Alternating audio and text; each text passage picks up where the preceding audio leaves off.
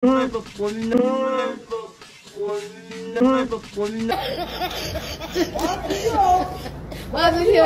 motor ibinalik ng magnanakaw. Saludo ako sa'yo magnanakaw, may mabuting puso ka pa pala, ibinalik mo pa pala yung motor. Ang magnanakaw ay pinatulog sa bahay na hindi kilala ang pangalan at hindi alam kung taga saan. Yan ang paggawa, di ba Mix?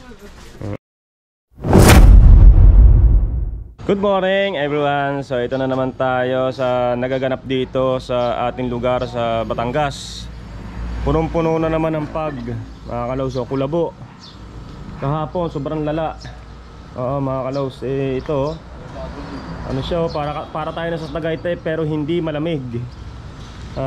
Dahil to ay sa nagkakaano na naman yung ano natin, yung Bulkan Taal na naman.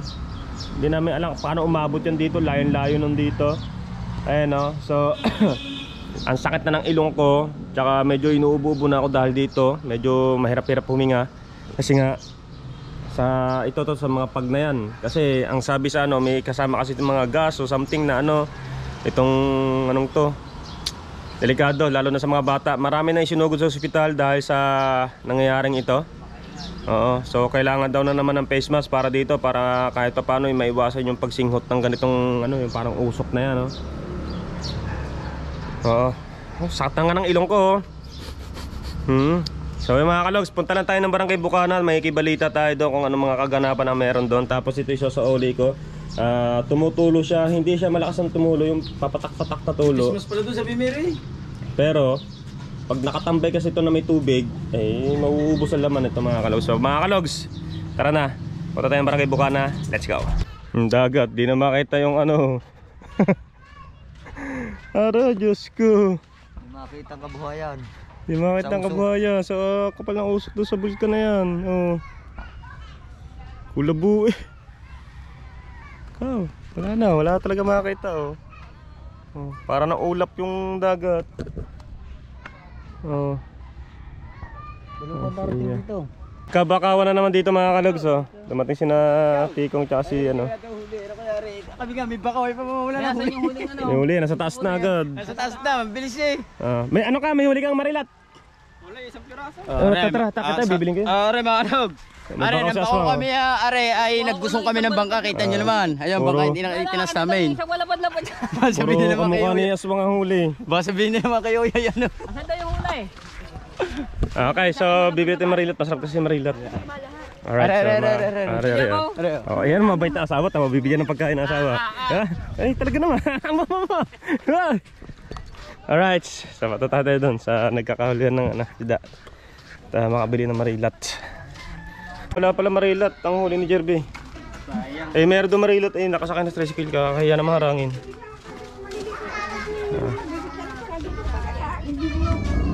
Sasabihin na lang. Alright, so mga kalogs, wala tayong nabiling isda, bibili tayo sa palengke na lang. Sir, just chillan. Kasi kapag dito kasi tayo bibili sa mismong sa atin dito, medyo mura-mura. Pag dating sa palengke na, mahal na noon. Alright, so yan lang. Yan mura rin, kamukha ni Tebo. Kulaso. Wala ata dyan ang kamukha mo si Keeper. Wala, huli ka na to. Paano nag-adventure yun? Umuwi na to, huli ka na. Umuwi na ba? Oo, yung kami nagpunta ng latag. Kasi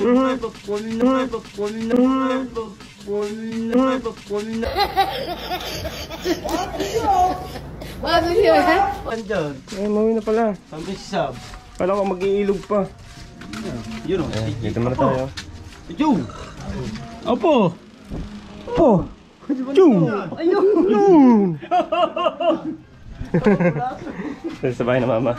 Panibagong balita na naman tayo mga kalogs. At regards na naman to sa nakawan na naganap dito mga kalogs. Nakakatawa lang yung mga pangyayari dahil dito ko napakinggan sa lugar na ito. Siyempre alam niyo naman to ano to, Martes Street. Dito na balita. Pagdating natin dito may kwento agad. Yung sa pinsan natin, di ba, yung pinsan ko nanakawan ng motor, cellphone at wallet. So, sabay-sabay yun kasi nakalagay nga doon sa mismong motor. Ganito yung nangyari mga kalogs. Yung motor ibinalik ng magnanakaw. Yung motor ibinalik ng magnanakaw. Ganong kabait ang magnanakaw, ibinalik. Pero yung cellphone tsaka pera tatangay na. Yung motor ibinalik. Alam nyo ho ba kung anong ginawa ng magnanakaw?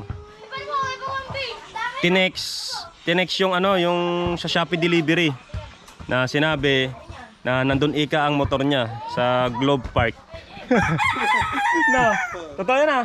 Oh, totoo sa Nenchong. Sakto kasi may tumawag na mag-deliver ng Shopee. May yung nanakawan na si ano, yung pinsan ko, yung nanakaw ng pinsan ko. May saktong may dadating na deliver. Siyempre nasa kanya yung cellphone. Tumawag siguro. Ngayon siguro, oo naman, sinabi na nandun ang motor. Pakisabi na lang na nandito ang motor niya sa Globe Park. Tingnan nga yung cellphone tsaka nung iniwan yung motor. Ngayon pinuntahan nga naman ng pinsan ko yung motor, nandun nga naman. Mabait pa yung magnanakaw. Sinauli ano? Sinauli yung motor. Galing nga. Hindi na ako napagtanto ng ano, magnanakaw nagsasauli rin na. Sabi siguro, ay, tama na itong cellphone at saka pera, wag na ang motor. Nakakatawa yung ganung kaganapan na ibinalik yung motor. So, ayun nga lang, hindi natin alam kung nakilala ba o hindi, mga kalogs. Kasi, hindi talaga hindi natin malalaman kung sino talaga yung taong yun eh. Pero saludo ako sa'yo, magnanakaw. May mabuting puso ka pa rin pala. Saludo ako sa'yo, magnanakaw, may mabuting puso ka pa pala. Ibinalik mo pa pala yung motor. Salamat. Nagpasalamat pa ako ngayon. Ha? Magkano pera na? Hindi ko lang alam kung magkano yung pera eh. Nabalitaan ko lang sa ate sa ate dito. Teleya. Sa dito, kina Enchong, nabalitaan ko lang kasi sila dito. Kapitbahay lang kasi nanakawan. Kasi pisang ko. Nakakatuwa lang kasi isipin. Ninakaw muna, ibinalik pa, nakakatuwa. Kaso hindi niya talaga mismo ibinalik dito sa sa loob ng compound ng Bukana. Doon niya mismo inilagay. Bukana pa rin naman yon. No? Di ba Bukana pa rin yun. Bukana pa rin yun. Doon inilayo niya na para hindi nga halata. Pero kung may CCTV doon, huli yun. Pare no? Alam ko may CCTV doon eh. May CCTV doon eh. Malalaman niyo kung sino eh. Kasi siya lang makikitang naglagay ng motor noon doon. Ang tanong, bakit nakuha ang susi? Ayun na nga. Baka nga naiwanan sa motor. Baka yung susi naiwanan sa motor. Magkasama sila ng gabi. Kasama daw yun ng gabi, doon pa natulog. Magkasama sila ng tulog. Hindi, kukwento ko sa inyo. Ayun oh. Oh. Pinatulog niya sa bahay. Pinatulog niya pala sa bahay ang magnanakaw. Hindi alam ang pangalan. Hindi kilala, hindi alam pangalan. Yun ang masama dito. Dito nga ya, gumising. Punta kay Konsel Lando. Konsel, may papablatter ako. Ninakawan daw ako cellphone, bag, tsaka wallet. Sabi ng Konsel, ano ikaw pangalan? Hindi ko mo kilala eh. Sabi ako, tama.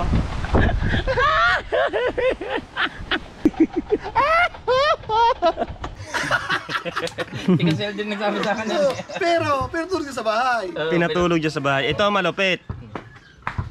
Ang magnanakaw ay pinatulog sa bahay na hindi kilala ang pangalan at hindi alam kung taga saan. Talagang as hindi niya kilala, pinatulog niya sa bahay. Kaya yung mga madaling araw at nagkakatulugan na, ayun, natangay ang mga bag, cellphone at yung motor. Pero salamat din sa'yo magnanakaw at binalik ko yung motor. Sinat pa yung Shopee. Kinat pa yung Shopee na nandun ang motor. Nakakatuwa ano. Huwag mo iba na mo sa pa, 120 na lang baboy. Si Oya sa vlog, thank you sa'yo magnanakaw. Ako pa nga nag-thank you, magnanakaw, thank you. Ang galing ng... Ha? Saan ko? Siguro sapat na yung pera at saka cellphone. Baka nangangailangan lang na talaga ng malupitan, kaya siguro... Tama, sabi pa nga sa rider eh, pasabi na lang po kay Ricky Gomez na yung kanyang motor ay nasa Globe Park, yung bag po ay nasa U-Box. Ako? Ay wala nalalaman. Wala na naman. Ang motor daw ay nasa Globe Park, tapos ang bag ay nasa loob ng U-Box. Pero wala na laman. Ano yun, lalaki? Alam mo naman, di ba? Siguro ay talagang kailangan ng pera, sumama sa juding. Inopera naman. Inopera siguro, ngayon wala ka nakitang maganda, nainis, naiyamot. Patay ang beshi ko. Tinangay. Ano ba kalaw, sa ilang mga ibabalita ko sa inyo, nakakatawa lang yung magnanakaw. Na talagang may... Nagsauli. May mabuting puso. Yan ang gusto ko, yung mabubuting puso, mababait, na ninakaw na ibinalik. Maraming salamat sa iyo. Naibalik mo pa yung motor. Thank you. Sabi daw ng mga kapitbahay, kala daw may namatay kung iyak ni Ricky. Ayan mga kalawag, so hanggang dito na lang ang ating balita. Natatawa lang ako. Sobrang natatawa lang ako sa mga pangyayari. Kaya thank you so much. Magnanakaw. Alright mga kalawag, so kailangan na namin umuwi. Dahil uwi natin itong isda, tapos bibili pa tayo ng ulam para sa bahay. ito ulam na namin to. 3 lalaki kami. Oh. Inay, thank you. So bibili po tayong palengke. Tapos yung galon nga ng ano, dadalhin namin sa ano, isoli ko, natulo. Tapos, di ba mga kalaws, hindi ko lang na i-vlog. Naggawa kasi ako ng ice candy. Order sa inyo. Fruit salad ice candy, tsaka cookies and cream ice candy. So yun ang ginawa ko kahapon. Tsaka yelo, kaya hindi ako nakapag-vlog kahapon kasi nag-abala ako sa sarili ko. Ay may mga order, nag-post kami sa GC ng Kami Homes. Ay may mga order, kaya uuwi tayo doon. Bibili muna kami ng ulam para dire-diretso na tayo doon. Alright. Eh ang nagawa ko lang ice candy ay 28 pieces lang. Sinubukan ko lang kung may mga o-order. Ay sana'y magustuhan nila yung aking timplada. Aba! Iba talaga kapag may yumayaman na. Yumaman dahil kay Idol Japper. Salamat po. Tindahan na! So yeah, sinubukan lang natin. Kapag nagustuhan nila yung ating gawang ice candy, di ulit-ulitin natin ang paggawa. Diba, Mix? Kami minuto. Kami minuto nga. Alright mga kalogs, uwi lang tayo. So tara na, let's go. Dito na kami sa bahay mga kalogs. Ayan. Wala na, ubos na yung skanding tinda ko. Ayun, nahulog. Ang meron na lang ako ay 5 piraso. Opo. Ibig sabihin na nabenta, 22 piraso na, nahulog yung isa eh, nasayang tuloy. Eh, pagbukas na urap eh, tumama. Oh, meron pa ako 5 piraso, 5 piraso na lang. Gagawa ulit ako mga kalogs kasi meron pa ako mga gatas dito nakareserba. Yan oh. Ito yung mga ginagamit kong gatas mga kalogs. Hindi kasama itong ano palaman. Ito cowbell, condensarap, tsaka evaporadang cowbell, at tsaka Alaska na all purpose. Yan nilalagay ko. Tapos ano pa, yung ano, yung fruit cocktail. Tapos ito cream o. Di ba? Yung mga business minded. Yung mga business minded. Oo. So ang benta ko dito ng ano,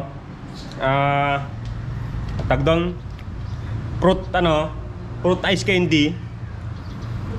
Fruit salad ice candy, ang benta ko ay 15 pesos. Tapos yung cookies and cream 12 lang. Tapos malaki na mga kalogs oh. Malaki na yung ano niya. Hindi lugik, tsaka masarap. Grabe. Hindi sobrang tamis, saktuhan lang oh, ganyan kalaki. Ganyan kalaki yung... Kita nyo naman, daming laman oh. Oh. Daming laman, hindi na lugi talaga. Sarap pa, the best. Alright, so gagawa ulit ako maya-maya ng konti. Mapahapon siguro. Gagawa ulit ako. Bibili lang ako ng mga ingredients natin. Para ano, hindi ko lang madamihan ng gawa kasi nga maliit yung freezer. Eh ang dami ko rin ginawang ano, na pang ano natin, pang yelo. Napalitan niyo yun? Oo, pang yelo. Ang dami kasi maliit. Maliit yung ating freezer. Kung malaki-laki to, edi ano, ang taba na nga ano, dapat to, inano na natin, kinukot-kut yung iba oh. Ang taba na ng ano, ng yelo. Di ba? Ayos! Ice candy at saka yelo ang benta natin. Tapos nag-iisip pa kami ng misis ko. Baka ayun, homemade din na ano. Gagawa rin ng mga siomai o Shanghai, something ganyan. May Shanghai na nagbibenta siya. Oh, di ba dati nagbebenta ako dito ng Shanghai isda. Ang bilis din maubos nun. Pag isda kasi mura ang benta namin. Oo. Kaya konting tubo, okay lang yun. At least may tinutubo tayo. Wag naman sobrang ano naman, napakamahal ba kung saan natin tubuan. So yan, at bumili kami ng ulamin namin na chicken. Piprito na lang para yung mga bata ay makakain din. Tapos ito, ulam din namin to. Bababad ko sa suka. Sprito. Diba? Sarap yan. Hindi 5 piraso lang kita sa candy ko. Mabisa, isang post lang namin sa GC. Kasi dito lahat na nakatira dito sa Kami Homes, may GC kami dito. Oh, so yung mga nagtitinda do, ihaw-ihaw, something, gano'n. Pinopost din nila yung mga ulam, ganyan. Kami, ganun din. Popost din kami kapag may benta kami. Homemade. So yan. So sunod, gagawa naman tayo ng ibang ice candy naman kasi baka manawa sila laging fruit salad eh. Kaya ang gagawin natin, may mga naman, mango flavor. Pero yung mango flavor na yung mga literal na mango dapat ang gusto ko ilagay doon. Yung literal na talagang hihiwa ka sa mismong yung sariwang mango. Halo-halo naman. Ayoko ng halo-halo. Yung ano, literal na talagang prutas, makikita mo sa ano, yung ilalagay mo doon sa loob ng ano, tapos may mango talagang sariwa. Ayun ang gusto ko eh, para mas mabisa.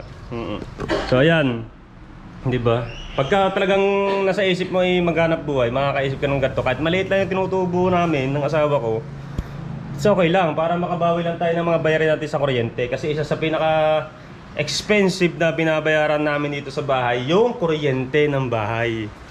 Pinakamalaki kasi umaabot ng 4,000, 4,500, 3,800. Ayun ang ano namin. May na-order pa eh, wala na, malambot na. Ang dami na-order oh. Sabi mo wala na, 5 piraso na. Mamaya ulit ka mo gagawa, baka bukas pa tumigas. Dahil pang na-order sa amin, kulang yung gawa ko. Dapat pala dadagdagan ko na. Kasi pinaspasan ko na gawa ko candy. Gawa ko ng sa yelo, ang dami, dinamihan ko na para lagay na lang kami ng salang na lang kami ng salang. So yung mga kalogs, ito lang muna ang ating maibablog sa ngayon. Oo nga pala, mabalik tayo sa ating topic na ito. Maraming salamat ulit. Thank you so much. Yung magnanakaw, ibinalik yung motor. Dong, sino ba rin? Pipirito lang natin, bibigyan pa, hindi na. Pipirito lang Hindi, bakit ko susuka yun? Ako na ba sa ano? Nalaplapin ko na. Yung manok, wag ilalahat tayo, ilalagay sa ano, sa ano yung Ilalat ang manok. sobra-sobra kasi yan. Para mamayang ano, may ulam pa tayo. Alright, so yung mga kalogs, at maraming salamat ulit sa mga umorder na ice candy, syempre, sa mga nabili sa amin ng yelo, syempre, maraming salamat sa inyo. At sa lahat ng viewer ko, maraming salamat sa mga, sa lahat ng mga nanonood sa akin, maraming salamat po. At syempre sa magnanakaw, thanks so much at ibinalik mo pa yung motor. Maraming salamat. Napakabuti ng puso mo magnanakaw. Sobrang buti ng puso mo magnanakaw, sobrang buti. At naibalik pa yung motor. Pero kahit binalik yung motor, kinuha pa rin yung ibang ano, cellphone, pera. Okay na yun. Basta naibalik yung motor. Alright mga kalogs, hanggang dito na lang ang ating vlog for today. Maraming salamat, napaka-eksila ng vlog na to at mga update na sa ating kabuhayan to. Thank you so much at gagawa pa tayo ng kung ano mang gagawin natin. Mamababalitaan nyo naman yan sa susunod na vlog natin. Thank you so much sa inyong lahat dyan. I love you all and bye bye.